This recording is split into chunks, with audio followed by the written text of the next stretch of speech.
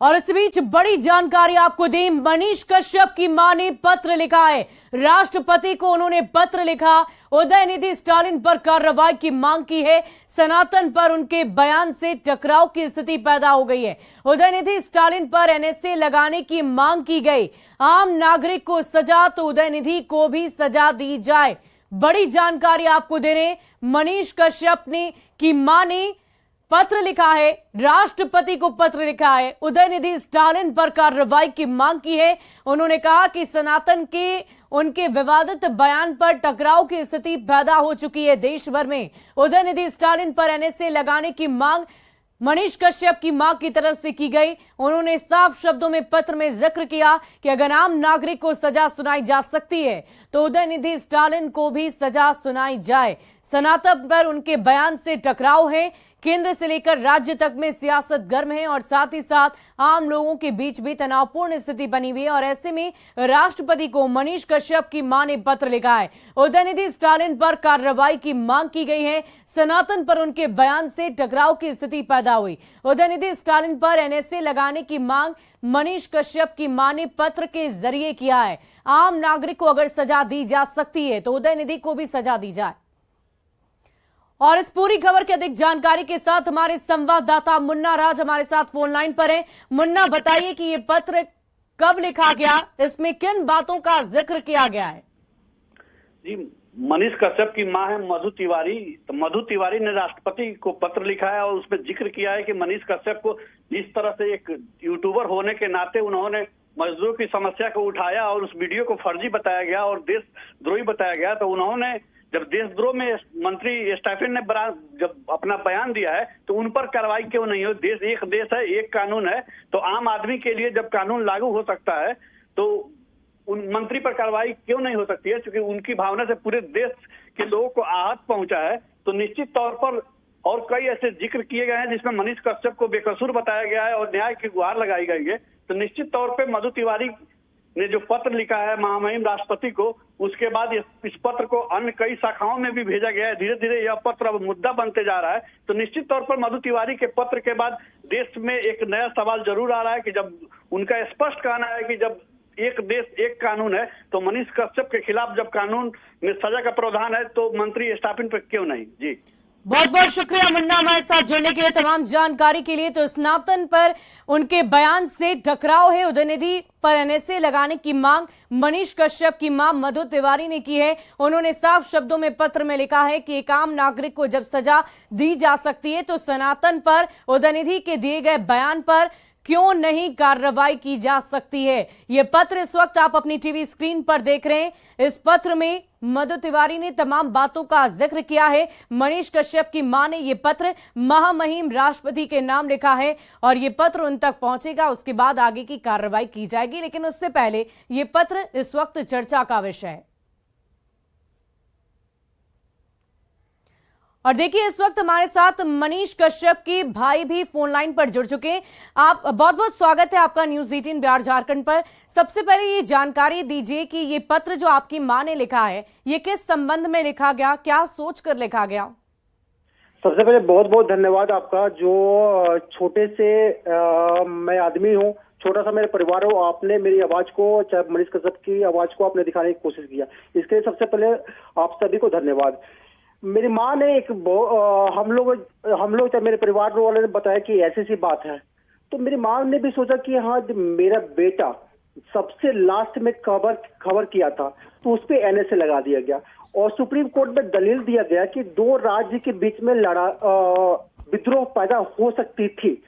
और यहाँ पे जैसे उन्होंने सनातन पे बोला है, 100 करोड़ की आबादी है सनातन धर्म की यहाँ पे हिंदुस्तान में, तो उसमें तो बहुत बड़ा विद्रोह हो सकती थी।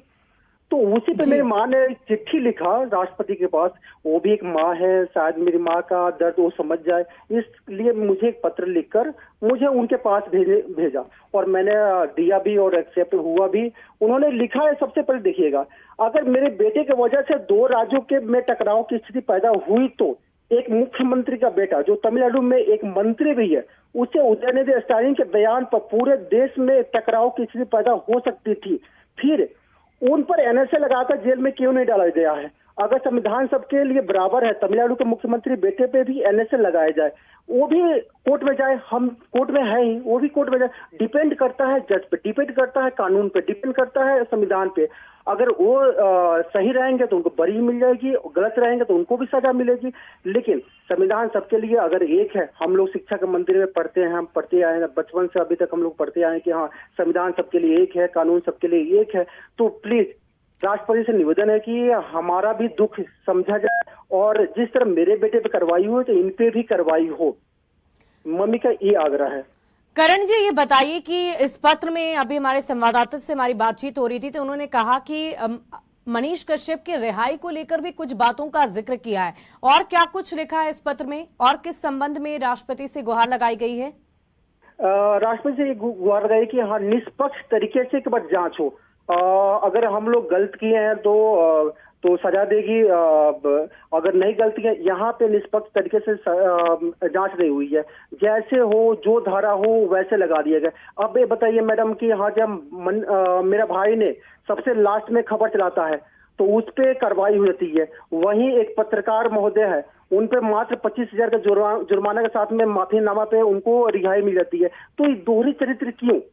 अगर मेरे भाई से भी माफी मांग ले, मेरे पूरा परिवार माफी मांगने को रेडी है। अगर मेरा भाई अगर बोलता है कि लोग यहाँ से गलत किया है तो माफी मांगने को रेडी है, लेकिन ऐसा हमारे साथ कोई ऐसा कुछ नहीं मिला।